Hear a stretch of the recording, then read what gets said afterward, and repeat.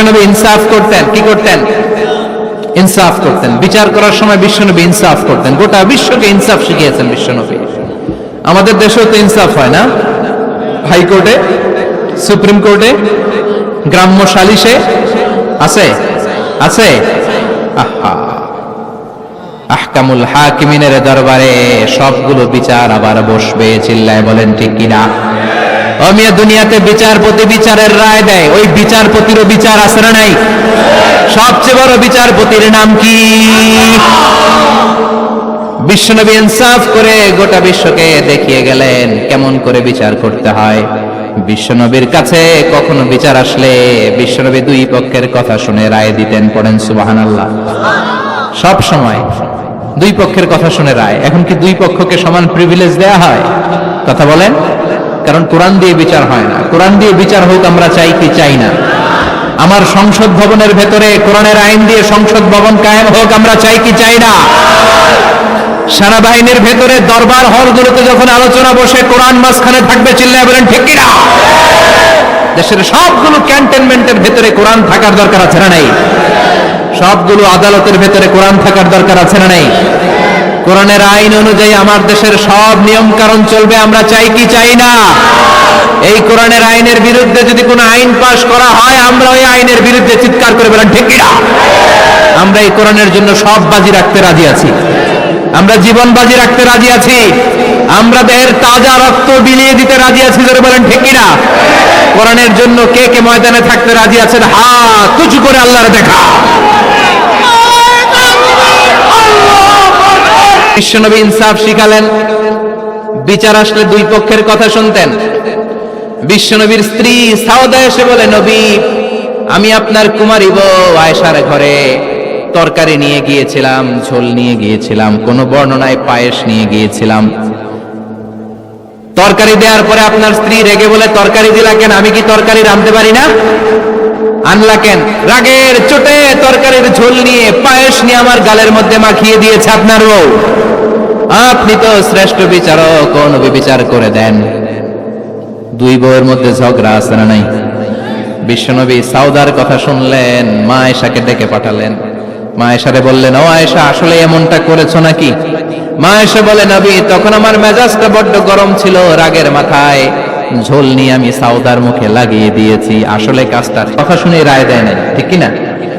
দুইজনের কথা শুনে বিশ্বনবী বললেন, আমার আদালতের রায় হচ্ছে কিসাস, টিট ফর ট্যাট। যেমন করেছো তেমন, ঘুষি মারলে ঘুষি, গুতা মারলে গুতা, ঠেলা মারলে ঠেলা, আছে না নাই? সাউদাকে যেমনি তুমি পায়েস মাখিয়ে দিয়েছ, সাউদাও পায়েসের বাটি থেকে কিছু পায়েস নিয়ে আয়েশার গালে মাখো। সুবহানাল্লাহ পড়েন। সাউদাও বিশ্বনবীর রায় অনুযায়ী বাটি থেকে পায়েসের ঝোল নিয়ে মা আয়েশার গালের মধ্যে মেখে দিলেন। মা আয়েশা কি আর করবেন, হেসে দিলেন। সাইয়েদাতুনা সাউদাও হাসলেন, বিশ্বনবীও হাসলেন। আরশের উপর থেকে খুশি হয়ে গেল কে? এজন্য কোরআন দিয়ে যদি, কোরআনের নিয়ম দিয়ে যদি, বিশ্বনবীর শেখানো পন্থায় যদি বিচার হয়, ওই বিচারের মধ্যে ইনসাফ থাকবে, জুলুম থাকবে না। ওই বিচারের মধ্যে কোনো স্কাইপি কেলেঙ্কারি হবে না।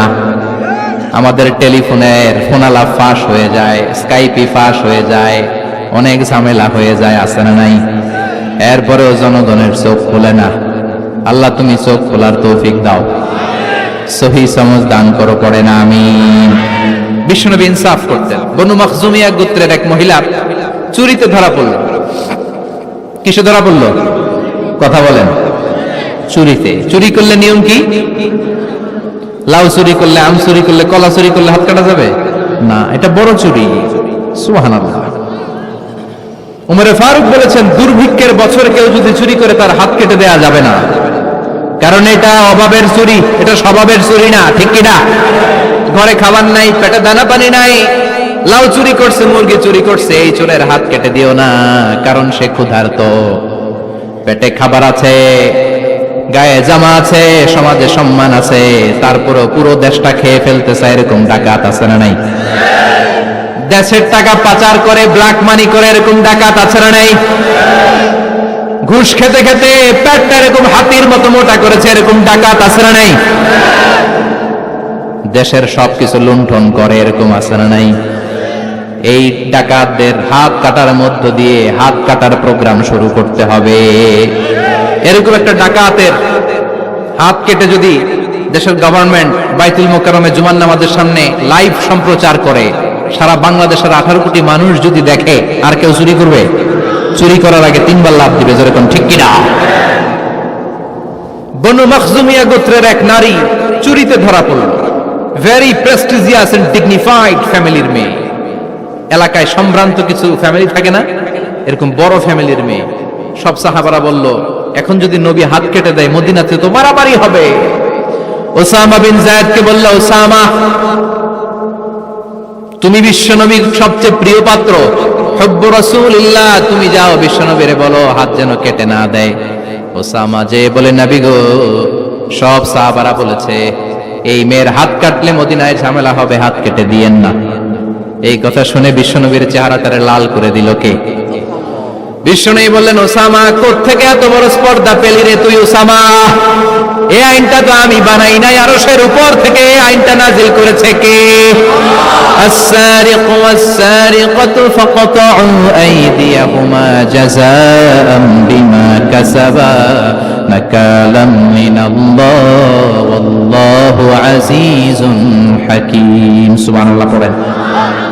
If anyone steal something very precious from the society, from house, the government should cut down his right hand. দামি কিছু চুরি করলে গভর্নমেন্ট কাটবে, আমরা কাটতে পারবো? এটা সরকারের কাজ, সরকার ডান হাত কেটে দিবে। ওসামা, এটা আল্লাহর আইন। কেমন করে আল্লাহর আইনে তুমি সুপারিশ করতে আসো? কোন বনু মখজুমিয়া গোত্রের মেয়ে? ওই মেয়ে তো দূরের কথা, আমার কলিজার টুকরা ফাতেমাও যদি চুরি করে, আমি রামদা নিয়ে ফাতেমার ডান হাতটা এক কোপ দিয়ে কেটে দিতে এক মুহূর্ত দেরি করব না রে ওসামা। জাস্টিস, ইনসাফ শিখে নাও। কেমন করে প্রতিষ্ঠা করেছে বিশ্বনবী, চিৎকার করে বলেন ঠিক কিনা?